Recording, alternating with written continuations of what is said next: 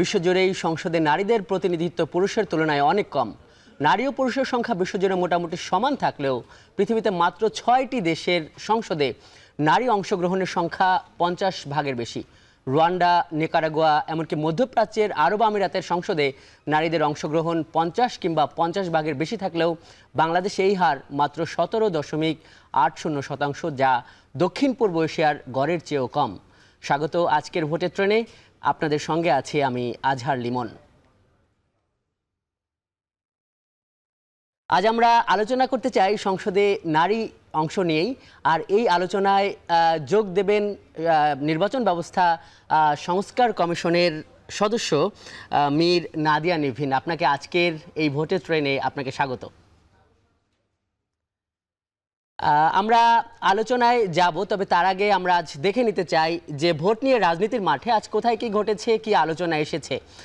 নির্বাচিত সরকারের হাতে ক্ষমতা হস্তান্তরের প্রক্রিয়ায় কাজ করছে অন্তর্বর্তী সরকার, যেটি আমরা দেখছি, এবং এই মন্তব্যটি করেছেন ডক্টর মোহাম্মদ ইউনূস। তবে তারপরে উনি বলেছেন যে তবে তার আগে 16 বছরের তলানি থেকে দেশকে টেনে তুলতে হবে। কথা বলেছেন বিএনপি চেয়ারপারসনের উপদেষ্টা আমানুল্লাহ আমান। উনি বলেছেন যে সংস্কার শেষ হলে দ্রুত নির্বাচন দিতে হবে। নির্বাচন নিয়ে আজ নাগরিক ঐক্যের সভাপতি মাহমুদুর রহমান মান্না উনিও মন্তব্য করেছেন। উনি বলেছেন যে ঠিকমতো কাজ করলে 1 বছরের মধ্যেই নির্বাচন সম্ভব, এবং নির্বাচন কমিশনের একটি বার্তা আছে যে নিজ উদ্যোগে 2 জানুয়ারির আগে ভোটার হওয়ার অনুরোধ করেছে নির্বাচন কমিশন। এ নিয়ে আমরা প্রথমে কথা বলতে চাই। আমাদের সঙ্গে আছেন নির্বাচন ব্যবস্থা সংস্কারের সদস্য মীর নাদিয়া নিভিন। দর্শক দেখছেন ভোটের ট্রেন। আমরা দেখছিলাম যে নির্বাচন নিয়ে রাজনীতির মাঠে কি আলোচনা হয়েছে। আমরা শুরুতেই এই সম্পর্কে নির্বাচন ব্যবস্থা সংস্কারের সদস্য মীর নাদিয়া নিভিন আপনার সঙ্গে একটু আলোচনা করতে চাই। দেখলেন যে ডক্টর মোহাম্মদ ইউনূস আজকে বলেছেন যে নির্বাচন প্রক্রিয়ায় কাজ করছে অন্তর্বর্তী সরকার, তবে তার আগে 16 বছরের তলানি থেকে দেশকে টেনে তুলতে হবে। আবার অন্যদিকে কিন্তু বিএনপির চেয়ারপারসনের উপদেষ্টা উনি বলেছেন যে সংস্কার শেষ হলে দ্রুতই নির্বাচন দিতে হবে। তো নিভিন, আপনার কাছে আমরা জানতে চাই যে এই যে বিভিন্ন দল নির্বাচন চাইছে, তার প্রেক্ষাপটে এই যে প্রধান উপদেষ্টা রাষ্ট্রদূতদের সামনে, এবং বেশ একটা বড়ই একটা মিটিং হয়েছে রাষ্ট্রদূতদের সঙ্গে, তার কাছে যে বললেন, যে এই মন্তব্যটি করলেন যে তারা সংস্কারেরই কাজ করছেন, দুঃখিত, যে নির্বাচনের জন্যই তারা কাজ করছেন, নির্বাচনের মাধ্যমেই সরকারকে ক্ষমতা হস্তান্তর হবে, কিন্তু তার আগে 16 বছরের তলানি থেকে তারা দেশকে টেনে তুলতে চান। এই বক্তব্য কি আসলে যে রাজনীতির মাঠে যারা নির্বাচন চাইছে তাদের সন্তুষ্ট করবে? কি মনে হয় আপনার কাছে? দেখুন, থ্যাংক ইউ। আসলে এখানে একটা সবচেয়ে বড় ব্যাপার আমাদের যেটা দেখতে হবে, যে আমরা গত 15 বছরে আমাদের নির্বাচন ব্যবস্থা যেভাবে অ্যাট্যাক্ট হয়েছে, যেভাবে আমরা আমাদের জনগণ আস্থা হারিয়েছে নির্বাচনের ব্যবস্থাপনা এবং নির্বাচনের উপর, সেই জায়গাটা থেকে আমরা যদি চিন্তা করি, তবে সেই আস্থাটা ফিরিয়ে না আনলে কোনো রকম নির্বাচন গ্রহণযোগ্য হবে না। এবং সেই পরিপ্রেক্ষিতে সরকার কিছু সংস্কার কমিশন করেছে, এবং তার মধ্যে নির্বাচন সংস্কার কমিশনও একটি কমিশন, এবং সেই পরিপ্রেক্ষিতে আমরা নির্বাচন সংস্কার কমিশনে অনেকগুলো ব্যাপার আমরা যাচাই বাছাই করে জনগণের মতামত নিয়ে আমরা অংশীদারদের সাথে কথাবার্তা বলে আমরা বিভিন্ন রকম যাচাই বাছাই করে আমরা অনেকগুলো সংস্কারের কথা চিন্তা করছি, সুপারিশ চিন্তা করছি। এই ক্ষেত্রে আমি একটা জিনিস বলতে চাই লিমন, যে আমরা দুটা জিনিস খুব স্ট্রংলি চিন্তা করছি। একটা হচ্ছে যে আমরা 2 ধরনের সুপারিশ চিন্তা করছি। এক ধরনের সুপারিশ হচ্ছে একদম বেয়ার মিনিমাম সুপারিশ, যে এই সুপারিশগুলো যদি না বাস্তবায়ন হয় তবে কোনো ফ্রি ফেয়ার ইলেকশন করে কোনো রকম নির্বাচন করে কোনো না। মীর নাদিয়া, এখানে একটা প্রশ্ন করতে চাই। আপনি নির্বাচন নিয়ে বহুদিন ধরেই কাজ করছেন, বিভিন্ন বেসরকারি সংস্থায় আপনি কাজ করছেন, কিন্তু এই যে এখন নির্বাচন ব্যবস্থা সংস্কারের একটা কমিশনেও আপনি আছেন, আমাদের প্রশ্ন হলো এই যে বিভিন্ন রাজনৈতিক দলের যারা নেতৃবৃন্দ তারা বলছে যে, যেমন আজকে নাগরিক ঐক্যের যিনি সভাপতি প্রধান এই মাহমুদুর রহমান মান্না, উনিও বলেছেন যে 1 বছর মোটামুটি কাজ করলে সংস্কার সম্ভব, আর সংস্কার শেষ হলেই তো নির্বাচন, এটা সরকারের প্রতিশ্রুতি। আপনি যে সংস্কার কমিশনে আছেন, আপনার কি মনে হয় এই সংস্কার আসলে কতদিন লাগে? এটা আসলে কতদিনের কাজ? দেখেন, সংস্কার তো যে যে মাত্রায় সংস্কার দরকার এবং যে মাত্রায় সংস্কার করার দরকার, এটাতে তো অনেক অনেক অনেক সময় দরকার, কারণ আমরা 15 বছর লেগেছে পুরো সিস্টেমটাকে আমাদেরকে ধ্বংস করতে। সুতরাং সেই সিস্টেমটাকে আবার ঠিক করে রিবিল্ড করতে এবং সবচেয়ে বড় কথা হচ্ছে কি এমনভাবে জিনিসগুলোকে গড়তে যেন জনগণের আস্থা ফিরে আসে। তো সেই ব্যবস্থাগুলো করতে তো কিছুটা সময় নেবে, কিন্তু তারপরেও সরকার খুবই বিচক্ষণভাবে আমাদেরকে বলেছে, আমাদের যেই সময়সীমাটা দিয়েছে 3 মাসের, আমরা আশা করছি আমরা ডিসেম্বরের 31 তারিখের মধ্যে আমরা কাজ শেষ করব এবং আমরা আমাদের সুপারিশ দিব। এবং আপনি এটা মানে বুঝতে পারছেন যে 3 মাসের মধ্যে এইরকম একটা কাজ ঠিকভাবে শেষ করা, যেটার মানে সমস্ত অংশীজনদের সাথে সেটা আলাপ আলোচনা করে জনগণের মতামত নিয়ে নিজেরা সেটাকে মানে বিচক্ষণভাবে বিভিন্ন জিনিস, আইন, বিধিমালা এগুলো বিবেচনা করে সমস্ত কিছু করে ঠিকভাবে একটা সুপারিশ দেওয়া যেটা জনগণের কাছে গ্রহণযোগ্য হবে, যেগুলা রাজনৈতিক দলদের কাছে গ্রহণযোগ্য হবে এবং আস্থা ফিরিয়ে আনবে আমাদের নির্বাচনের, এটা একটা বিশাল ব্যাপার। কিন্তু তারপরেও আমরা এটা করে যাচ্ছি এবং আমরা প্রতিশ্রুতিবদ্ধ যে আমরা টাইম লিমিটটা মিট করব। নাদিয়া, আপনার কাছে আমরা আরো অনেক প্রশ্ন করব, অনেক আলোচনা করব। দর্শক, বিরতির পর আমরা আলোচনা করব এই বাংলাদেশের সংসদে নারীর অংশগ্রহণ নিয়ে। নিচ্ছে একটি বিরতি, সঙ্গেই থাকুন।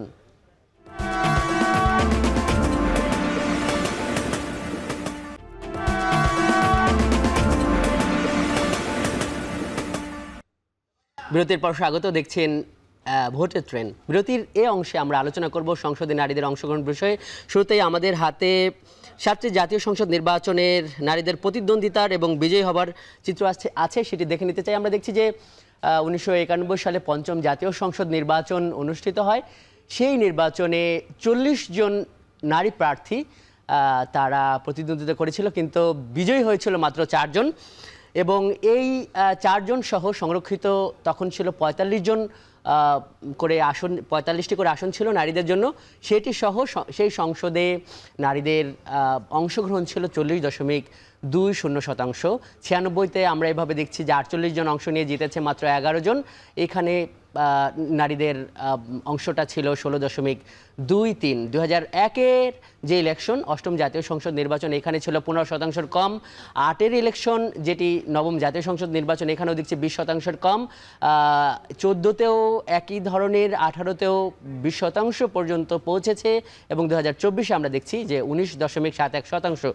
আমরা একদম এই যে ফলাফলগুলোকে আমরা গড় করেছি, সেখানে আমরা দেখেছি যে সার্বিকভাবে এই বাংলাদেশের ইতিহাসে নারীদের যে গড় অংশগ্রহণ সেটি 18%-রও কম, অর্থাৎ 17.80% এবং পুরুষদের যে অংশগ্রহণটা সেটি হলো 82.19%। আমরা এ নিয়ে আমাদের সঙ্গে যুক্ত আছেন যে নির্বাচন ব্যবস্থা সংস্কার কমিশনের সদস্য, তার সঙ্গে আলোচনা করব। দেখছেন ভোটের ট্রেন। আলোচনার জন্য আবার যুক্ত হচ্ছে নির্বাচন ব্যবস্থা সংস্কারের সদস্য মীর নাদিয়া নিভিনের সঙ্গে। মীর নাদিয়া, এই যে চিত্রটা আমরা দেখছি, এটা আপনি কিংবা এই যে নির্বাচন সংস্কার কমিশন, এটিকে কিভাবে দেখছে? জি, ধন্যবাদ। এটা খুব গুরুত্বপূর্ণ একটা বিষয় আপনারা তুলে ধরেছেন। দেখেন, আমাদের রাজনৈতিক ক্ষেত্রে নারীদের অংশগ্রহণ বাড়াতে হবে এবং সিগনিফিকেন্টলি বাড়াতে হবে, এবং সেটা শুধু সংখ্যার ক্ষেত্রে না, নারীদের অংশগ্রহণের গুণগত মানটাও বাড়াতে হবে। আপনারা যে বিভিন্ন দেশের এক্সাম্পল বলেন এবং আগে মানে শুরু করেছিলেন সেগমেন্টে এক্সাম্পল দিয়ে, আমরা কিন্তু অন্যান্য দেশের চেয়ে অনেক পিছিয়ে আছি। এবং যে সমস্ত পরিসংখ্যানগুলোর কথা আপনি বলেন, সেগুলো আমরা আরেকটু যদি ডিটেলে খতিয়ে দেখি, তাহলে আপনি দেখবেন যে কতগুলো জিনিস। যেমন গত নির্বাচনে আমরা প্রার্থী থেকেই শুরু করি।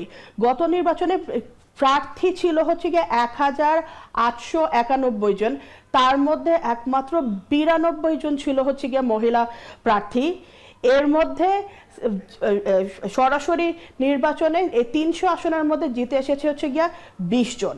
না, এখানে একটা মজার কথা হচ্ছে যে এই 20টি আসনের মধ্যে 19 জন প্রার্থী, 19 জন যিনি সদস্য হয়েছেন তারা কিন্তু প্রাক্তন সদস্য ছিলেন এই সমস্ত সরাসরি নির্বাচনের থ্রুতে ডিরেক্ট এই জেনারেল সিটে। তার মানে বোঝা যাচ্ছে যে যে সমস্ত নারী নেতৃত্বগুলো আবার উঠে আসছে এগুলো কোনো রকম সংরক্ষিত সিটের মাধ্যমে উঠে আসছে না। যারা হচ্ছে পার্লামেন্ট মেম্বার তারা কিন্তু আগে প্রাক্তন সদস্য মেম্বার তারা ছিলেন, সুতরাং এটা একটা উল্লেখযোগ্য বিষয়। আবার আমরা যদি 2018তেও দেখি, 18তে প্রায় আমাদের যে সমস্ত প্রার্থী ছিল তার মধ্যে একমাত্র 36 জন নারী প্রার্থী ছিল এবং এর মধ্যে 22 জন নির্বাচিত হয়েছে 300 সিটের সরাসরি মানে সাধারণ আসনে। তো এই পয়েন্ট অফ ভিউ থেকে আপনি চিন্তা করে দেখেন যে আমাদের সমাজে নারীরা হচ্ছে গিয়ে 50%, তো সেই হিসাবে কি প্রতিনিধিত্ব হচ্ছে? নিভিন, এখানে আমি যে প্রশ্নটা করতে চাচ্ছি যে সারা বিশ্বব্যাপী তো এই যে সংসদে নারীদের যে অংশগ্রহণ এটি আশানুরূপ না, মাত্র 6টি দেশে আছে 50%-এর বেশি। কিন্তু এই যে এতদিন পর্যন্ত বাংলাদেশ এই যে গেল যে সরকারটির পতন হলো, যিনি এই বাংলাদেশ থেকে পালিয়ে গেছেন তিনি নারী নেতৃত্ব, বিএনপির কথা যদি ধরি সেখানেও নারী নেতৃত্ব, বাংলাদেশ তো এই নারী নেতৃত্বের জায়গায় একটা রোল মডেল, এরকম বিভিন্ন আলাপ আলোচনা গল্প আমরা বিভিন্ন জায়গায় শুনি। তাহলে এই গল্পের সঙ্গে আসলে বাস্তবতা কি মিল? আর আপনাদের আসলে কি উদ্যোগ আছে? সংস্কার কমিশন কি প্রস্তাবনা দেবে এদের অংশগ্রহণটা বাড়াতে? দেখুন, এই বাস্তবতাটা হচ্ছে কি এটা, যে একটা কথা আছে না যে কোয়ালিটি ওভার কোয়ান্টিটি। হ্যাঁ, আর উপরে আমাদের একজন প্রাইম মিনিস্টার পজিশন, কতজন হয়তো সংসদ সদস্য, দ্যাট ইজ নট এনাফ। নাম্বারসগুলো আপনারা নিজেরাই দেখলেন অনেক লো, এবং এর চেয়েও ইম্পর্টেন্ট কথা হচ্ছে যেটাকে আমি প্রথমে বললাম যে গুণগত মানটা। সুতরাং এই পয়েন্ট অফ ভিউ থেকে আমরা যে সংরক্ষিত নারী আসন, যেটাকে ইংলিশে বলে টেম্পোরারি স্পেশাল মেজার, যে সমস্ত মানে টেম্পোরারি মেজার দিয়ে নারীদের নেতৃত্ব এবং প্রতিনিধিত্ব বাড়ানো হয়, সেটা একদমই কাজ করছে না। আমাদের যে 50টি সংরক্ষিত আসন আছে এখন, সেই আসনে ডিরেক্টলি সিলেক্টেড হয়। হ্যাঁ, এই 50টি আসনে সিলেক্টেড হয়, এবং সিলেক্টেড হয় হচ্ছে কি কোনো যোগ্যতার ভিত্তিতে না। এখানে 3টা সমস্যা সবচেয়ে বড় বিদ্যমান। প্রথম সমস্যা হচ্ছে যে যেহেতু এই সমস্ত আসনের কোনো কনস্টিটিউয়েন্সির প্রতিনিধিত্ব নাই, এই সমস্ত নারীরা প্রতিযোগিতার মাধ্যমে আসে না, সুতরাং ওই প্রতিযোগিতা মনোভাবটা তাদের এখানে গড়ে ওঠে না, এবং ওই আপনাদের যেই টাইপ অফ প্রার্থী মনোনয়ন, বাণিজ্য, এই সমস্ত জিনিস খুব বেশি চলে আসে। দ্বিতীয় জিনিস হচ্ছে যে নারীর নেতৃত্ব কোনোভাবেই কোনো মতেই স্থায়ীভাবে গড়ে ওঠে না। আর তৃতীয় যেটা সবচেয়ে বড় ব্যাপার, সেটা হচ্ছে যে একটা মানে কনস্টিটিউয়েন্সির ভিত্তিতে যখন একটা মানে নারী নেতৃত্ব স্থায়ীভাবে উঠে আসে, তখন সেই জিনিসটাকে যে প্রতিনিধিত্বের একটা ব্যাপার আছে, যে সেটা কোনোভাবে নারীরা সঠিকভাবে এটা করতে পারছে না। নাদিয়া, নিভিন, অনেক ধন্যবাদ আমাদের সঙ্গে যুক্ত হবার জন্য। আমরা আশা করি যে নির্বাচন সংস্কার কমিশন এমন কিছু প্রস্তাবনা দেবেন যাতে এই আসছে নির্বাচন, যেই নির্বাচনে ভোট দেবার জন্য মুখে আছে এই বাংলাদেশের জনগণ, ভোটের ট্রেনে এই পর্যায়ে নিচ্ছে। আরেকটি বিরতি, সঙ্গে থাকুন। সংসদীয় আসন প্রক্রিয়ায় আমরা জানবো সংসদীয় আসন আজকে 16-এর পরিসংখ্যানগুলো। এটি লালমনিরহাট 1 আসন। এইখানকার যে সীমানাটা আমরা দেখছি যে এটি পাটগ্রাম এবং হাতীবান্ধা উপজেলা পর্যন্ত এই আসনটির সীমানা রয়েছে। এখানকার জনসংখ্যা আছে 4,52,542 জন, তবে ভোটার সংখ্যা হলো 3,18,023 জন, এবং নারী এবং পুরুষের ভোটার সংখ্যা কিন্তু এখানে আমরা দেখছি কাছাকাছি রয়েছে। তো এই ছিল আজকের আয়োজনে। শেষ করছি আজকের এই ভোটের ট্রেন। এখন টেলিভিশন ওয়েবসাইটে দেখতে ভিজিট করুন www.ekhon.tv, ফেসবুকে দেখুন facebook.com/tv.ekhon, এবং ইউটিউবে দেখতে ভিজিট করুন youtube.com/c/ekhon tv।